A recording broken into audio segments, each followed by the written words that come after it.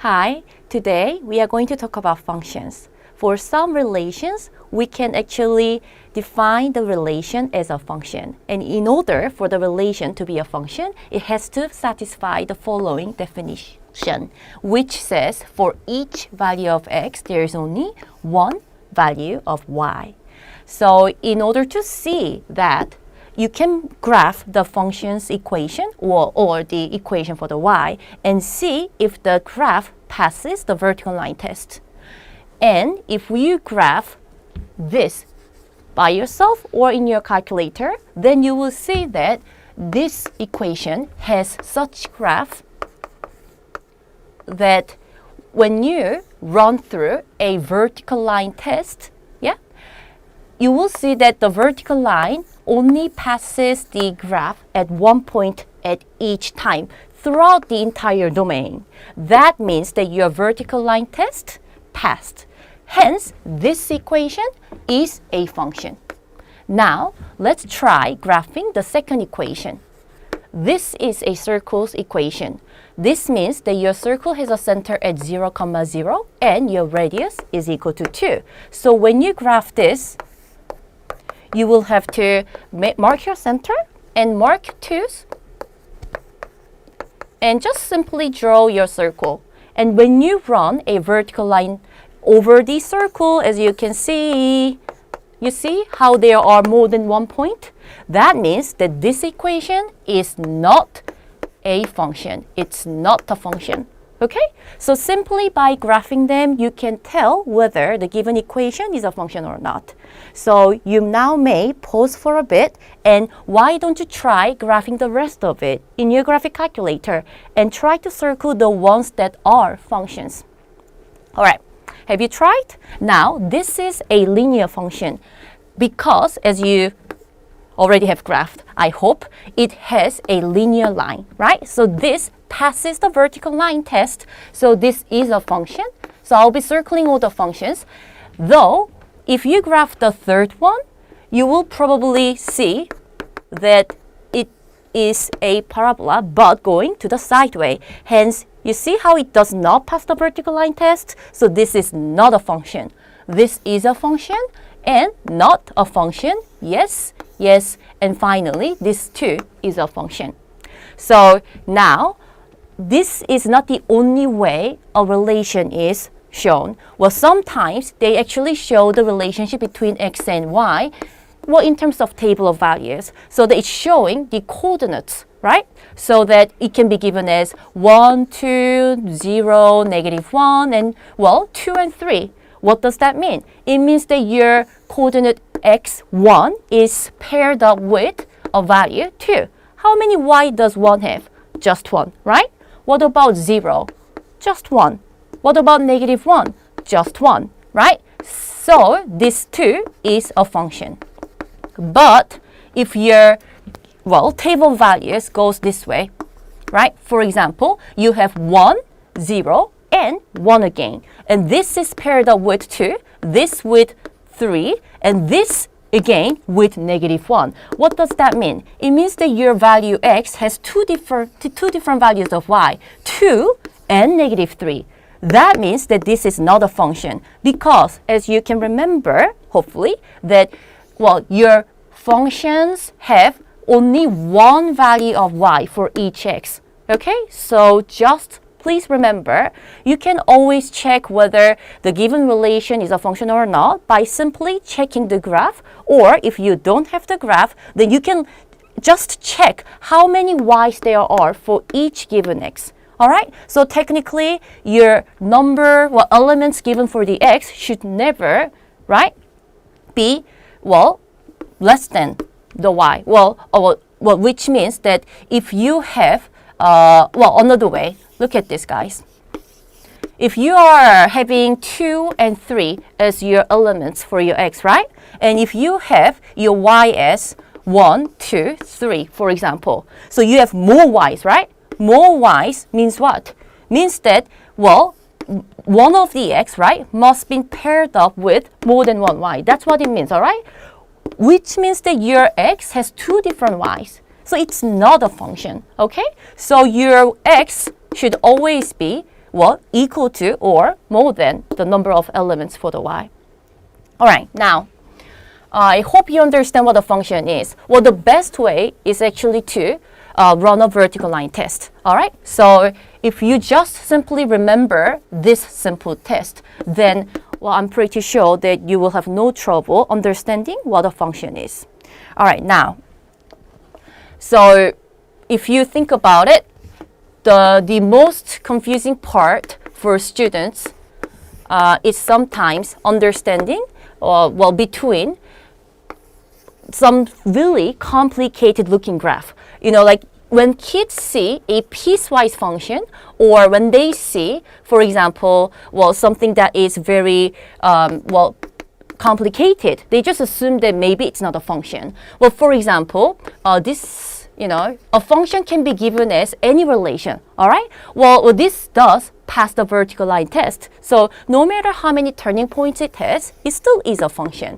Well, this too, I know there are a bit of lines everywhere, but doesn't it pass the vertical line test? This too is a function, okay? So just do a vertical line test. However, look at this simple line. You know, this is given by x equals to 3, right? And as you can see, it definitely does not pass the vertical line test. It has infinitely many y for single x, right? This is not a function. So a function is not given by how simple or complicated the graph is. It's just given by the vertical line test. Just don't forget that. All right, now let's talk about functions, domain, and range next. Functions, domain, and range, what are they? Well, functions, domain are simply the entire values of x. And range is, well, the entire values of y. So, for instance, if you have a graph given by x squared, okay? As you can see, your x, right, it goes on forever, doesn't it? It goes on forever to the negative infinity and to the positive infinity. So for your domain, your x is covered up by the all real values. However, as you can see, the range of this, right, starts from 0, then it goes up, which means that your y will be going greater than or equal to 0, but it will never go below. So that's your domain, okay? And that is your range. It's really simple. And this too, if you just graph it and just see how the graph behaves, then it's quite easy to see what the domain or the range is. And okay, here we go. Now consider this function, 1 over x. When you graph this, you will see lines in two separate parts. And as you can see, these curves will never cross the x or the y-axis. We will talk about the reason why this graph behaves such way. But anyway, the point is here is that it never crosses the axis, meaning, you know what this line actually is? This is when x is equal to 0. What about this axis? Y-axis is technically when y is equal to 0, right? So as you can see, your function graph covers the entire domain and the range except for at x equals to 0 and y equals to 0. So for your second function equation, you may say that your domain and range are, here we go, for function 1 over x, your domain will be all real values, well, except for x equals to 0, right?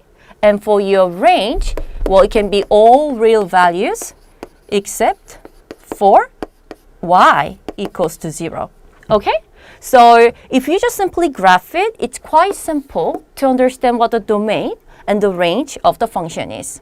All right, now, this is just one way of showing the domain and the range. You may use the inequalities, or you may actually say it, well, I mean, like write it down. But, well, especially starting from pre-calculus and calculus, we do use the interval notation a bit more. Interval notation really is quite simple. Instead of showing the, well, inequality, we put the minimum and the maximum value in the range inside of the parenthesis, and they might use the round parenthesis or this blocked square looking parenthesis as well. Well, the round ones, right, simply means that whatever you plug in here is exclusive, it's not included. All right, but if they use these brackets, well, those mean that your values are included. I'll just show you what it means again. So that remember here and here, your x was, well, the all real values, right? But your y started from, from 0 and above.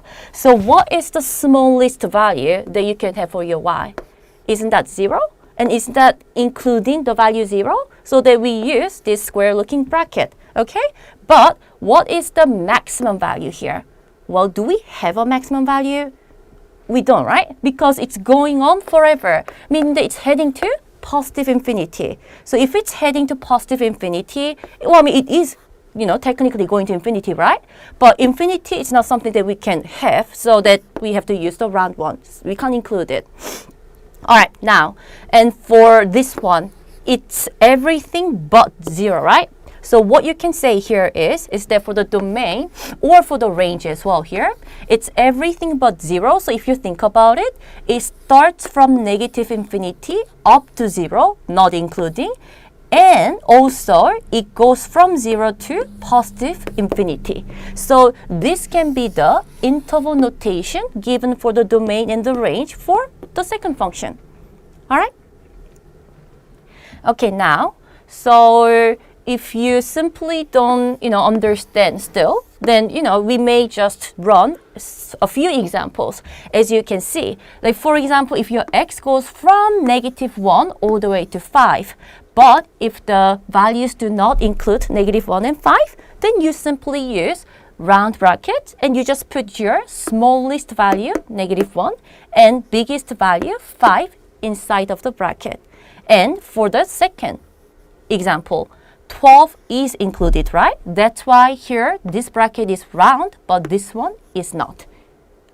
Okay, and if it goes from -3 and above forever, then we show that part as infinity. If it's covered by all real values, well, it's actually going from -infinity all the way to positive infinity. So this is what we use. All right. Okay, now, so functions, well, once you have your relation as a function, well, we look for the domain and the range, but also we have to see what kind of function the relation is. Well, there are different types of functions out there. And for, well, actually, there are 3 types.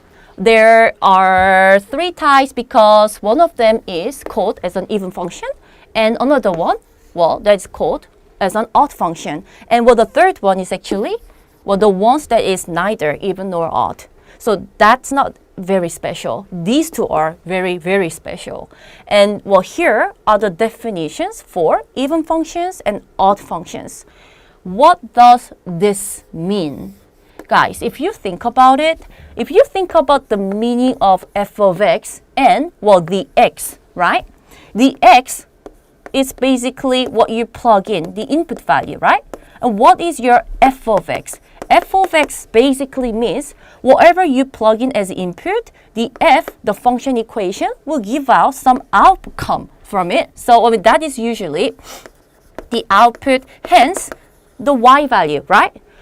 Even function has this definition, meaning that, for example, if you have a point, a comma b, right here, then since f of x, the y value for the positive x equals to the y value of the negative x. That's what this means. The y values remain the same when the signs of the x switches. So that if there is a point, a comma b, then there must be another point at negative, negative a comma b. So in terms of numbers, for example, if you have a point at -2, 3, right? Then you must have another point at negative, double negative, so +2, 3. So you just have to remember that, no matter what the x is, when the signs change for your x, your y value still remains as it is. That's what an even function is. So, well, the graph actually really helps a lot. When you have an even function, you always have a special symmetry about the y-axis. Well, the easiest even function that I can think of is given by this equation, right? When you graph this, you see a parabola, right? And as you can see, for positive 1, you have y value of 1.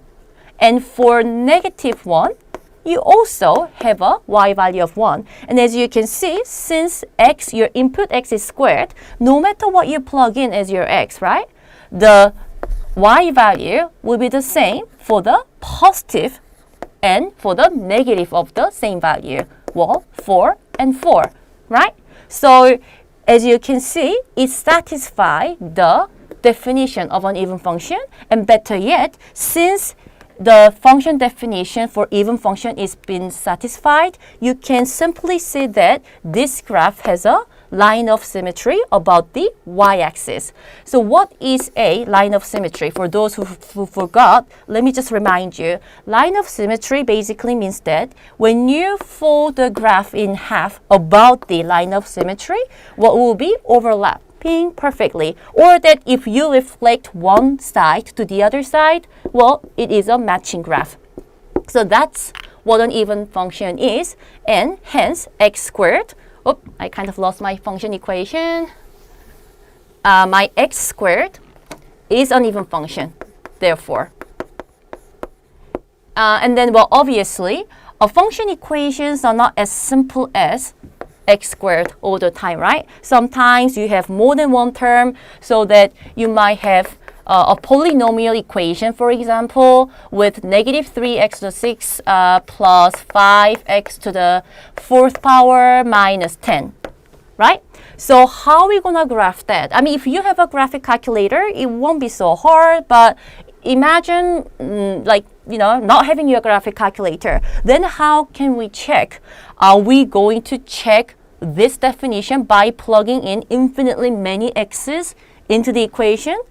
Well, technically, guys, you don't have to, plug in infinitely many different x's into this function equation to see whether they have the same y's or not when the signs change for the x. What you can do is, you can actually plug in negative x into x to see whether the given equations satisfy the following rule or not. Because when you plug in negative 3 as x here, right, then you will get negative 3 and negative x to the 6th power plus 5 and negative x to the 4th power minus 10. And as you can see, you know the rule, right? For even degrees, the signs changes to positive. So that when you just simplify this, as you can see, this part and this part, both, these, right, both turn into positive x to the power of 6 and positive x to the 4th power. Hence, this equation and the previous function equation are the same, which means that our definition has been satisfied. Now, and then for obvious reasons, hence, if the degree of each term is even, well, degree means these powers, right? If the powers are even, since the signs all become positive, hence, you can simply, with confidence say that the function is even by just looking at the degree of each function. And oh, by the way, guys, constant value basically has a 0 degree, right? That equals to 1, right? And you know that 0 is in fact an even integer. If you didn't know, please remember, 0 is an even integer. So, constant values are always, with an even degree. Don't forget that. And, well, that's something that I already mentioned. Negative a and positive a, right? Positive a, negative a, both have the same value of y, b. Okay? And finally, cosine function, right? This is an even function. please remember which of the 6 trigonometry functions are even. Well, cosine function is one of them, and well, we will discuss more about this later when we actually do talk about trigonometry functions in the future. But anyway, let's move on to the odd functions. For odd functions, the definitions will look quite similar, but they are actually very different. Do you see the difference between the even function definition and odd function definition? As you can see, your x, right, turns into negative x, but there is a negative sign involved, with it. It actually means that when the signs change for your x, your signs will change for your y as well. So that if you have a point at 2, 3, then you know that there is another point at negative 2, negative 3. One more. If you had a point at negative 1, 5, then you know that there is another point at 1, negative 5. I mean, as long as the function is odd. So, let's think about it. These are the examples of an odd function. For this graph, 2 has a special symmetry, but remember before for even function, the symmetry was on the y-axis, which meant we could just like fold it in half and still have the same graph. However, this does not have such symmetry. It's a special symmetry. It's not about a line. It's not about the x, it's not about the y. And for this equation, it might seem like it does have a symmetry about the x equals to y, or, x, y equals to negative x. But, well, the symmetry here is not, over the straight line. The symmetry here is about the origin. And you might wonder what that means. It actually means that your graph has a symmetry that is 180 rotational symmetry about the origin. Okay, what does that mean?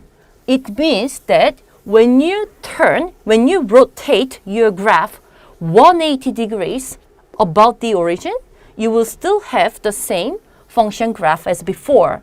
So that if you imagine rotating this 180 degrees, right? So it's like just like you can just graph this in your calculator or on a piece of paper, and you can just rotate it upside down. What do you see? The same graph as before. That's what an odd function is. For sine graph, a sine graph goes like this, right? So imagine rotating this 180 degrees about the origin. So just like rotate your piece of paper with this graph drawn upside down. Do you see the same graph as before? Yes? Then it is an odd function. So I want you to remember the definition for the graph of an odd function, but also I want you to remember what it means. Symmetrical about the origin means that it has a 180 rotational symmetry about the x, 0, 0. X 0, y 0. All right, now, for the same reason, as before, if the degree of each term is odd, then the entire function is an odd function. And sine is an odd function. As I just showed you with the graph, it does have a rotational symmetry, right? So that it is an odd function. And for the remaining graphs, such as, think about this. X cubed seems like an odd function, right? But imagine this being added by 1. This, remember, is a constant. Constant number has a degree of 0, right? So technically, the degree here is odd, where the degree here is even. If they're mixed, then it's neither. And if you just graph it, you can prove it easily. Look at this, right? What happens when you rotate this? When you rotate this, don't you get this, right? It actually, this part goes down. Hence that the graph is not the same as before. You might, you might think that it's not a big deal. 1 is a small number, but it does, make a very big difference. Just because of the 1 being added to x cubed, this is no longer an odd function. So just remember, you may just simply check the degree of each term and see whether the given function is an odd function or an even function or neither. All right, now, so we talked about what a function is. We talked about the definition of a function. We talked about the domain and the range of a function. And also the types of functions. And as you can see, the graphs really helps. So whether you are using your graphic calculator or whether you are graphing the equation by yourself, just like understand that when you look at the graph of the function, you may understand more than what you can understand by just looking at the equation. So functions are operated, well, mostly as numbers are operated, except for the last part. At least for the first three operations, you can just think of like just adding or subtracting or multiplying or dividing numbers. Now, imagine having two different function equations, x minus 5 and g of x that equals to x squared plus 3. Now, if you want to add f of x by g of x, it actually means that you are adding up your two equations. So that, if you add two equations, what do you get? You will be getting x squared plus x, and negative 5 plus 3, hence minus 2. That is the sum of f and g. If you get a number, for example, g of negative 1 plus and g of 5, if you get a number as your input, you may just get the function value with negative 1 and with positive 5. First with the two function equations, and then add the outcomes together. What is g of negative 1? G of negative 1 is 4, right? You plug in negative 1 as x, squared 1 plus 3, 4. What is f of 5? F of 5 will be 0. Hence, when you find the sum of the two, you get a 4. So see how easy function addition, and subtraction is? Well, if the functions are subtracted, if you have g of 5 minus f of negative 1, let's swap them around this time.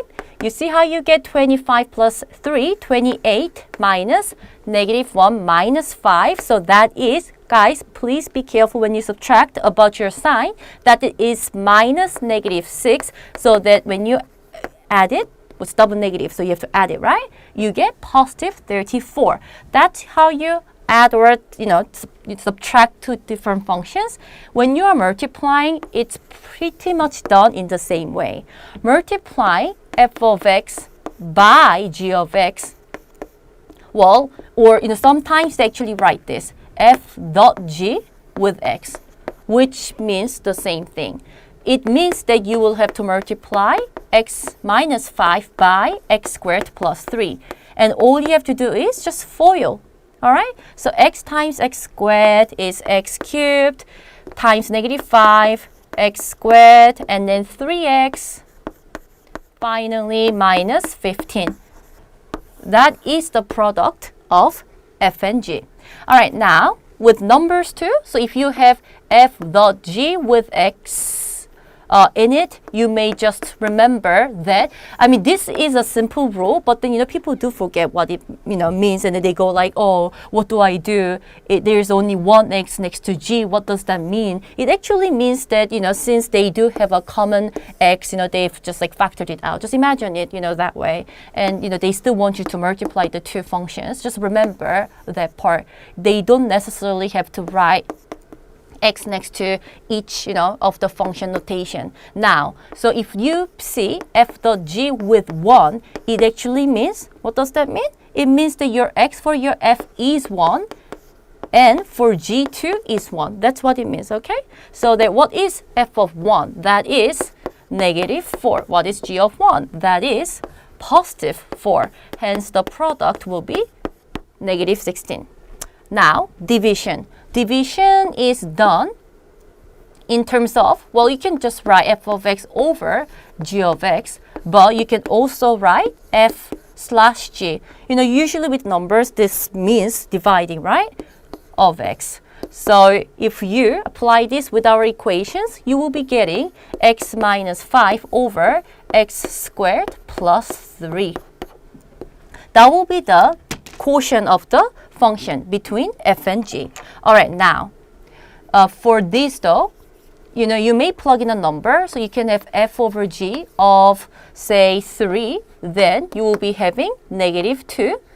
Again, that means f of 3 over g of 3. So f of 3 is -2, right? And what is g of 3? G of 3 will be 12. Hence, if you simplify, that will be the quotient of f and g. Just remember this, guys. Function operations are done in the same way as regular number operations. So you may just add up the equations where you can plug in the input value, then add up the outcomes later. It's all up to you. But if you do have a number, it's easier if you just get the outcomes first and then, then add. That's actually just faster and more accurate. Now, let's talk about composition. Composition is a little bit different from what you've been doing with numbers, because composition actually means that your input is changing into some other function equation. So if we, I'll just stick with what I wrote before, okay? And x equals to squared minus 3. Okay, now what f of g of x means is that you see how your f of x is x minus 5, right? When you have g of x inside of the parentheses, it actually means that your function g will be placed inside of the parentheses, really.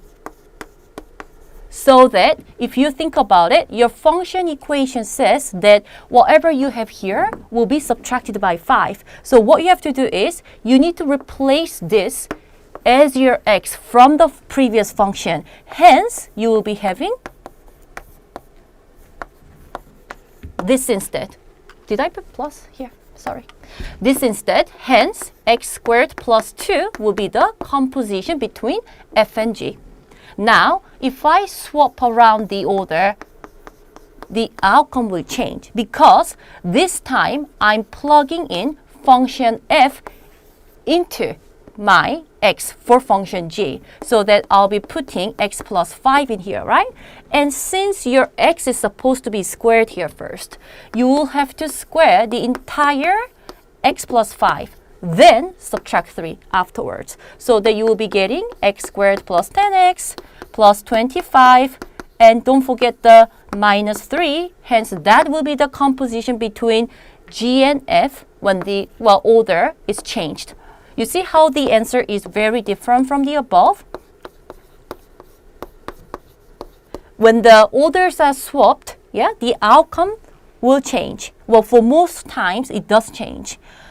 So please remember what a composition is. Composition basically means that another function equation is replacing your previous x, so that you can just use the equation as your x from the previous function equation. All right, now, with numbers, you may just plug in the input value first and then evaluate later, like we did before with addition and subtraction. Now, if I plug in, say, 1 as x into this notation, so that I'm doing f of g of 1, right? That means that, you may just plug in this into x and then plug in 1 later. However, what you can do is you can also get the g of 1 first from this equation, so that you get -2, right? And you can plug in -2 in here. Hence, that you're looking for f of -2. So when you plug in -2 in there, don't you get +3? That is the outcome of the function composition. And as I have shown here, function composition is sometimes shown as with teeny tiny circle between f and g. This means that f of g of x, and if I swap around the order so that I put g first, it means that I'm plugging in f of x inside of the function g. So, with numbers, evaluate one by one, hence get the outcome. In terms of equations, just plug in the entire equation as x, all right? And evaluate and simplify, of course. Now, that is the composition between two functions. And now, oh, by the way, this, as I showed you with two examples above, the f of g, right, is usually not equal to g of f. However, if the two functions are, well, equal to each other, then they do, the composition, right? They do equal to each other. Or if the function's inverse is equal to g of x, then the compositions do equal to each other. Those are the two special cases when the composition between two functions are equal to each other. Just please remember this, because it can be really handy when you are taking a test. Now, so let's talk about what this actually means. Here, I've written down a -1 next to f, right? If you don't understand what this means, okay, let's quickly just like talk about what an inverse of a function is.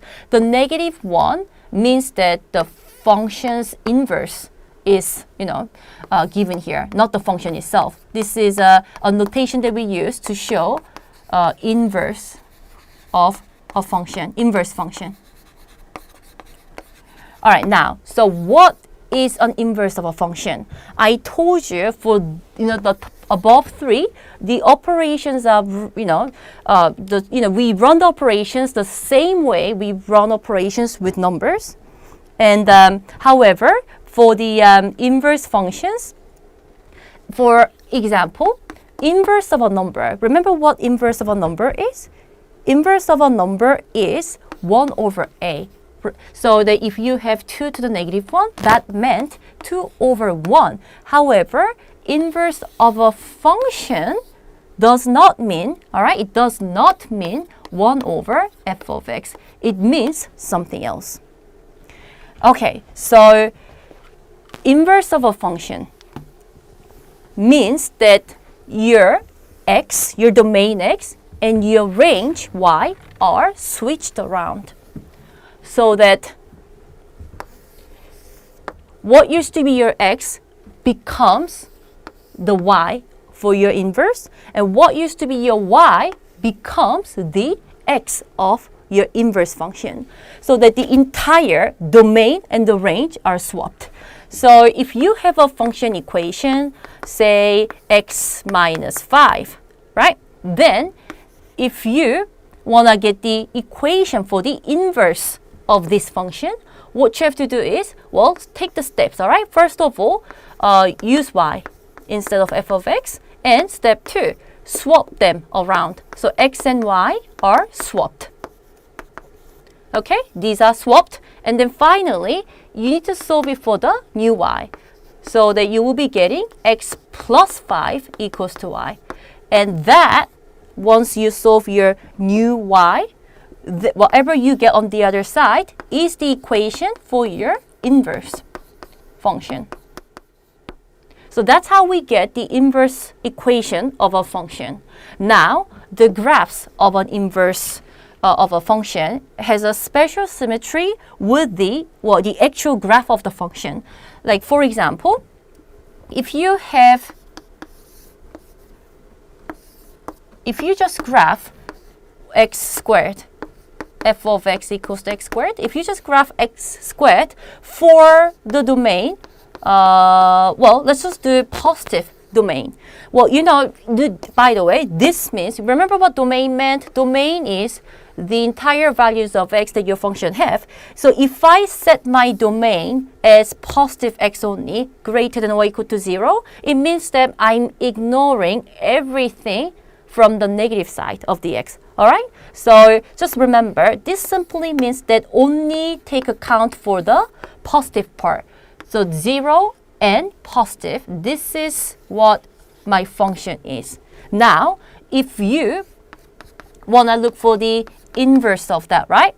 Well, you should take the step. First of all, your y equals to x squared, and you swap around the x and the y.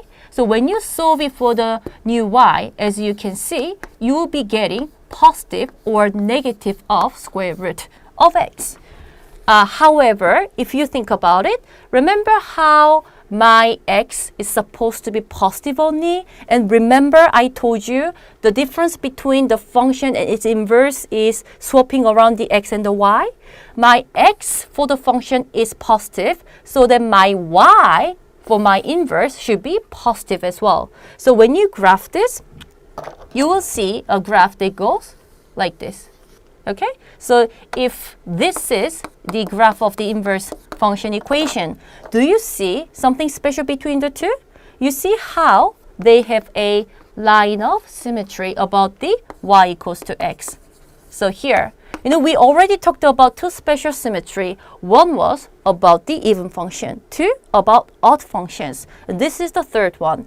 Between the graph of the function and its inverse function, there is a line of symmetry right here at y equals to x. And you can just imagine having y and x being swapped, right? Hence the equation. Just remember the symmetry. Okay, now, so can we have of an inverse that is a function all the time? Well, not always. Actually, guys, there was a reason why I have set up this domain for my x squared function. Because if you think about it, if you just graph the entire x squared, when this is flipped about the x equals to y, you actually get this graph. And as you can see, this is the graph of the inverse, okay? This will be the graph of the inverse. However, this is not a function, right? So that with special cases, when especially, this always happens with an even function. So in order to have an inverse function for the given function, we sometimes restrict the domain so that whatever, the inverse that comes from it stays as a function. Okay? So not all inverse of a function is a function. You need to check something. Check what? You see how this has an inverse that is not a function, right? It's because it does not pass the horizontal line test. Okay, it's a bit different from vertical line test. Vertical line test shows whether the graph is a function or not. Horizontal line test shows whether the inverse of the graph is a function or not. So that when you run on a horizontal line, if it doesn't pass, it means that the inverse of it is not going to be a function. So that you don't even have to try graphing the inverse to see whether this is a function or not. And the reason is quite simple. How x and y are swapped? Vertical line here will be the horizontal line over here, right? So that's why horizontal line test shows whether the inverse is a function or not. All right, so this is the end of functions today. Next time, we'll be talking about function transformation. Thanks for listening.